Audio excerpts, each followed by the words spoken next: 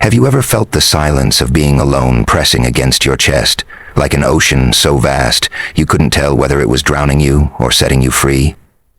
We live in a world that worships noise, that glorifies constant connection, endless validation, and perpetual distraction.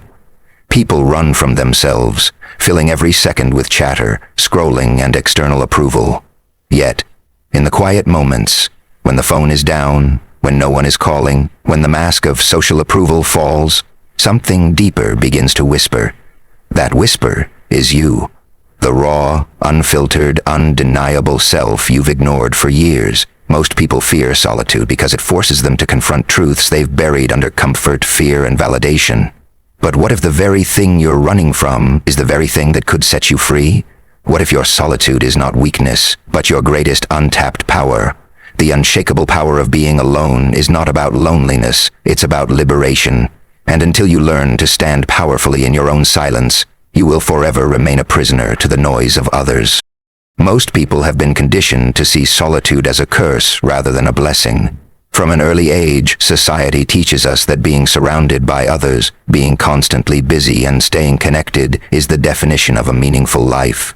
The child sitting alone at recess is labeled as an outcast, the adult eating dinner alone is seen as someone to be pitied, and the person who withdraws from constant socializing is assumed to be broken, antisocial, or lonely. Yet this assumption overlooks a fundamental truth. Solitude is not the same as loneliness. Loneliness is the absence of connection, while solitude is the presence of self. To be alone does not mean to be abandoned. It means to stand unaccompanied with the entirety of your being, to meet yourself in the purest way possible. The world's noise has distorted this perception, turning solitude into something shameful, when in fact it is one of the most powerful states a human being can embrace. This misconception is deeply rooted in fear. Humans crave belonging, and evolution has wired us to seek safety in numbers. But over time, this biological drive has been exaggerated by cultural systems that equate popularity with value. The one with the most followers, the fullest social calendar, or the loudest group around them is glorified, while the one who walks alone is often questioned. Yet if we look through history and philosophy, the individuals who shaped the world were often those who learned to be alone. Machiavelli wrote that the one who cannot stand alone will always be ruled by others, and his words ring true beyond politics. If you cannot be whole within yourself, then every decision, every action, every relationship will be dictated by your fear of isolation. The misconception of solitude is not simply a social error, it is a spiritual blindness. When we avoid solitude, what we are really avoiding is ourselves. Solitude is a mirror, one that reflects everything we've buried beneath distraction. People fear silence because in silence they hear their doubts, their insecurities, their unresolved pain. To sit alone is to confront the questions you've been running from.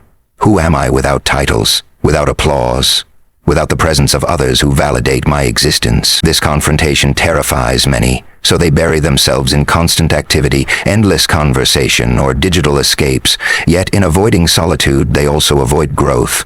They become dependent on others for a sense of identity, and in doing so, they surrender their strength. The misconception that solitude equals emptiness blinds people to the reality that solitude is actually a vessel, one that carries us toward wholeness. There is another layer to this misunderstanding, rooted in modern culture's obsession with performance. We live in an age where people are expected to broadcast their lives, to prove their worth through constant visibility. If you are not seen, you are assumed to be invisible. If you are not posting, you are assumed to be irrelevant. This creates a dangerous illusion where solitude is equated with insignificance. Yet solitude is not a stage. It is a sanctuary. It is the only place where the masks fall away, where you are not acting for an audience or editing yourself to fit expectations. The misconception persists because people have forgotten the value of authenticity, choosing instead the safety of conformity.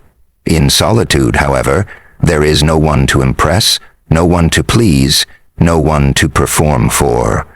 There is only truth. The tragedy is that people chase external connection without realizing that inner connection must come first. Think of the countless relationships built not on love, but on fear. The fear of being alone, the fear of silence, the fear of facing oneself. These connections, no matter how numerous, cannot fill the emptiness that comes from self-abandonment. And so people cling to others, draining themselves to keep company. Even when that company diminishes their spirit, they convince themselves that presence equals fulfillment, when in reality absence of self only leads to deeper voids. The misconception of solitude feeds this cycle, convincing people that being with anyone, even the wrong ones, is better than standing with themselves. But no companionship can heal a soul that has not yet learned to be at peace in its own company. Philosophically, solitude is a form of sovereignty. To be alone and whole is to be untouchable, not because you reject others, but because you no longer need them to confirm your worth. It is not the absence of love or friendship. Rather, it is the foundation that makes authentic connection possible. A person who has embraced solitude does not enter relationships out of neediness, but out of choice. They bring fullness instead of emptiness, presence instead of dependence. The misconception that solitude is abandonment robs people of this strength, making them believe they must always seek outside themselves to feel complete. Yet true maturity arises when you realize that solitude is not isolation, it is alignment. Alignment with your values, your inner voice, your essence. Without that alignment, even the most crowded rooms will feel lonely. When you strip away the lies surrounding solitude, what remains is liberation. Solitude frees you from the tyranny of public opinion, from the constant comparison, from the exhausting demand to always be on. It teaches you to breathe in your own silence, to trust your own voice, to rest in your own presence without craving escape. It reveals that strength is not found in how many stand beside you, but in whether you can still stand when no one does. This is why solitude has been misunderstood. It is too powerful, too threatening to systems that thrive on dependence. A society that fears solitude keeps people weak, predictable, and easily influenced, but the one who embraces solitude becomes unshakable.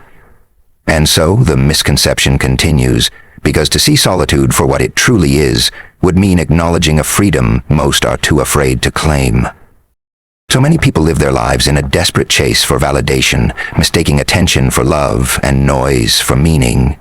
We have all seen it, and many of us have lived it. The endless scrolling on social media, hoping that someone notices us. The subtle relief when a message lights up our screen. The hollow sinking when it doesn't. It is a cycle of dependency that feeds on insecurity. We tell ourselves we are connecting, yet deep down we know it feels like drinking salt water. It never quenches the thirst.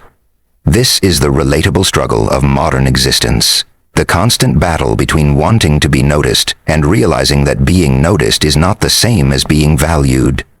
It is a painful truth, but one that reveals how terrified people are of being alone. Consider how often relationships are pursued not out of genuine connection but from the unbearable fear of solitude. A person may stay with someone who does not honor their soul simply because the silence of being alone feels heavier than the weight of compromise. They trade authenticity for comfort, truth for companionship, and in doing so they slowly erode themselves. This is the unspoken reality behind many friendships and romances that look perfect on the surface, but hollow within. The relatable struggle lies in the way people cling, not because they have found something meaningful, but because they are terrified of losing the illusion of company. To sit alone feels unbearable, so they settle for fragments of love, scraps of attention, and the empty comfort of being half seen. And then there is the exhausting game of performance. How many people adjust their personality just to fit in? How many suppress their real thoughts, laugh at jokes they don't find funny, or wear clothes that hide their true style, just to avoid the sting of standing apart?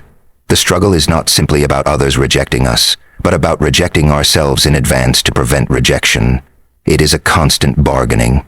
If I act like this, they'll accept me. If I hide this part, they won't leave. And so the person begins to fracture piece by piece until they forget what their authentic self even feels like.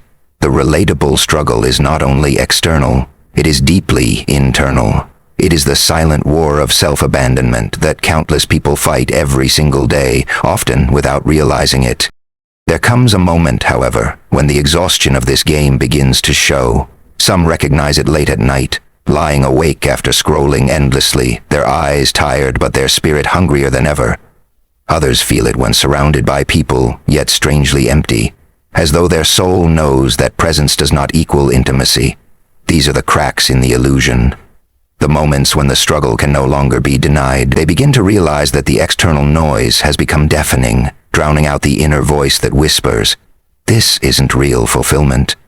It is in these cracks that transformation has a chance to enter. The relatable struggle, then, is both a curse and a gift. A curse because it enslaves us to dependence, but a gift because it eventually reveals how deeply we have abandoned ourselves.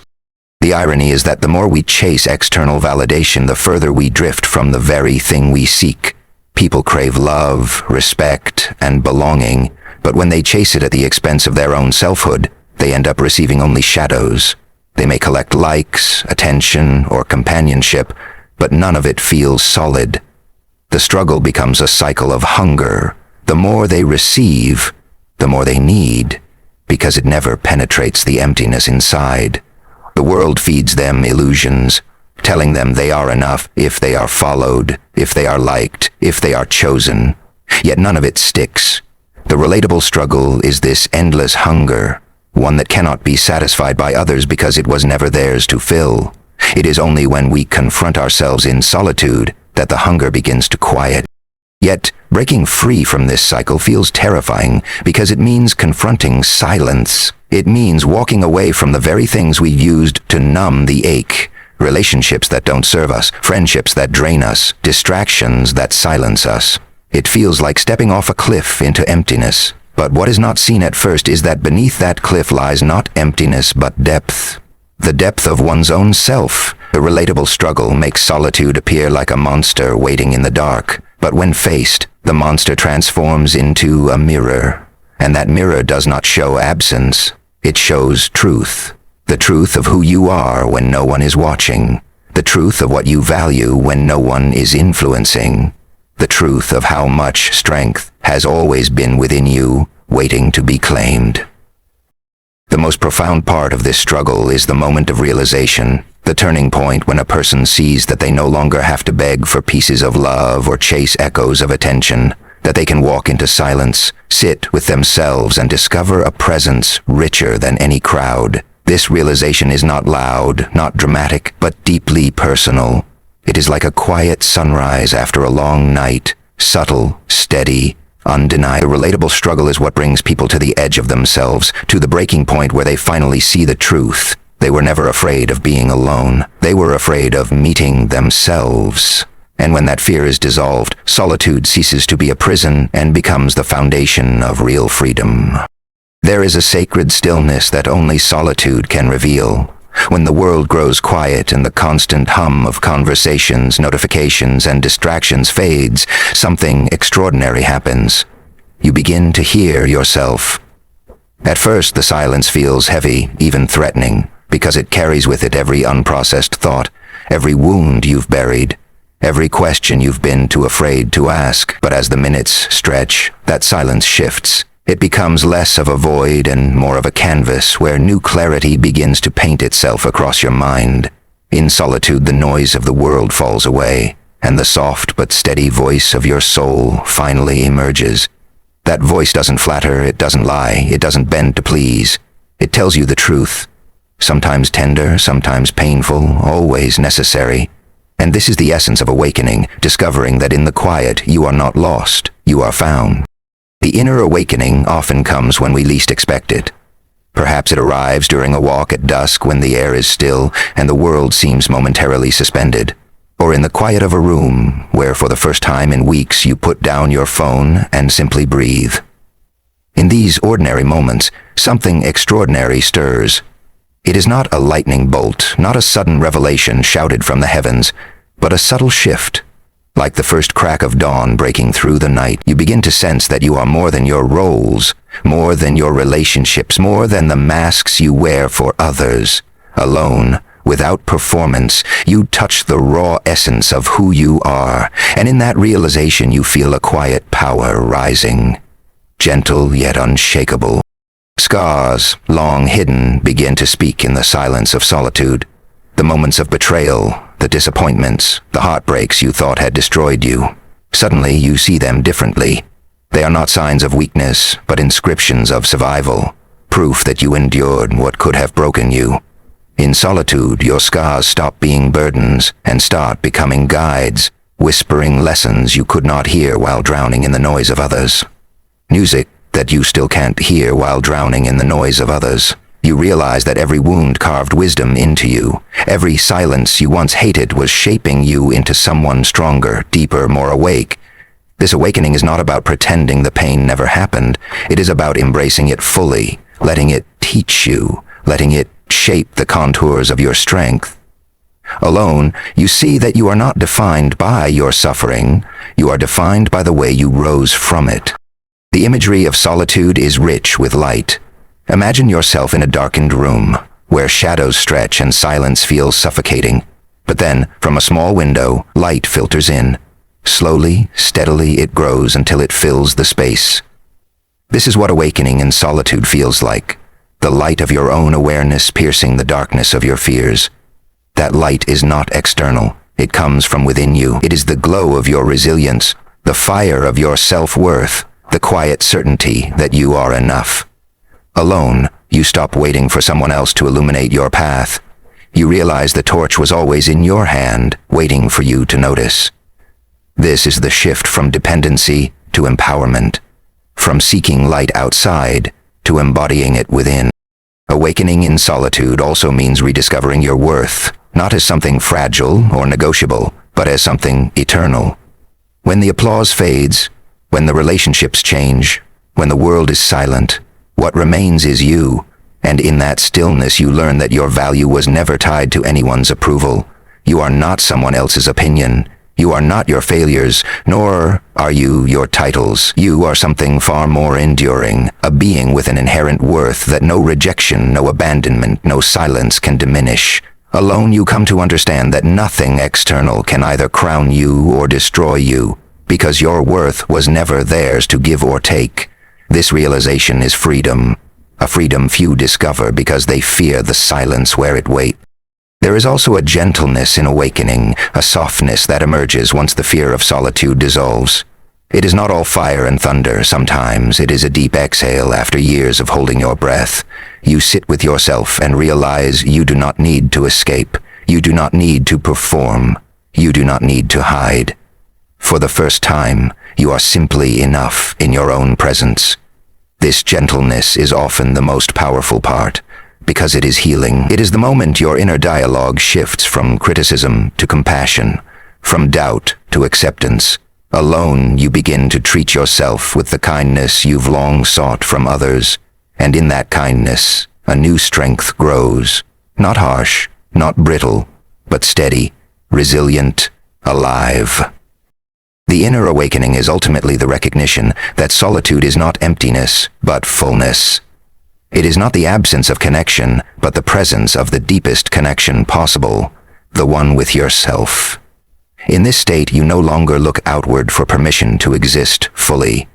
You no longer need to beg for love or shrink for approval. You stand rooted in your own silence, and suddenly the world feels different. The storms outside may rage, but within, you are steady. The noise may continue, but it no longer shakes you, because once you awaken to the truth that you carry your own light, your own worth, your own unshakable strength, you are never truly alone again. You are whole, and in that wholeness lies the most profound awakening of all.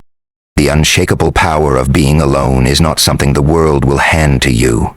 It is something you must claim in silence, away from the constant demands for your attention.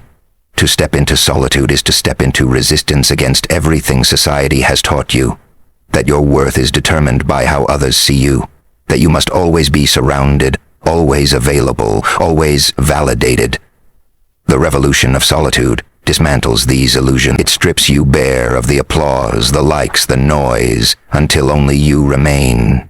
And when you discover that what remains is not emptiness but wholeness, you understand that the greatest freedom you could ever taste does not come from being chosen, but from choosing yourself. This truth is not glamorous, not loud, not easily displayed, but it is the foundation of an unshakable life. The real revolution has always been an inner one. No external war, no social movement, no cultural shift is as radical as the transformation that occurs when a person no longer depends on the world to define them. To walk through life knowing that your silence holds as much power as another's approval is to carry a strength that cannot be taken away. In this world, many fight to control others, to dominate spaces, to collect recognition, but the one who has mastered solitude cannot be controlled. They are not swayed by criticism, nor inflated by praise. Their strength flows from within, anchored in the depths of self-awareness. When you reach this state, you stop chasing and start creating, not because you need to prove anything, but because expression becomes natural. In the quiet awakening of solitude, you realize that validation is not evil, but it is unnecessary. Applause may come, respect may follow, love may surround you, but you no longer cling to them with desperation. You receive them with grace, but you do not crumble when they leave. This is what makes solitude such a terrifying concept for those who depend on others for identity. It removes the illusion of dependency. Once you awaken to your own fullness, no relationship can reduce you, no absence can destroy you, and no silence can break you. You can walk into a room alone, and your presence will still carry weight, because it is not derived from who accompanies you, but from who you are. That is why the revolution is within. When you rise from within, no one can push you down. Solitude teaches you to measure life differently. You no longer weigh your days by how many noticed you, or how much noise surrounded you. Instead, you measure by depth, by authenticity, by alignment with your own values. A quiet evening alone can feel richer than a crowded celebration. A moment of self-honesty can feel more satisfying than 1,000 compliments. The world tells you to chase louder victories, but solitude teaches you to cherish silent triumphs. The courage to walk away, the strength to stand still, the peace of knowing you do not need to be anywhere but here. This shift in measurement is revolutionary because it liberates you from endless comparison. You no longer look sideways to see how you are doing. You look inward, and there you find all the answers you once searched for outside. The unshakable power of being alone is not about rejecting the world, but about no longer being enslaved by it. You still love, still connect, still give, but you do so freely, without chains. You love people not because you fear losing them, but because you choose to. You share your voice not because you need applause, but because silence within you overflows into expression. Solitude does not isolate you. It empowers you to meet the world without losing yourself in it. And once you have tasted this strength, you will never again settle for the fragile comfort of dependence. You will no longer chase places, people, or positions that require you to abandon yourself, because you have learned that abandonment of self is the only true loneliness.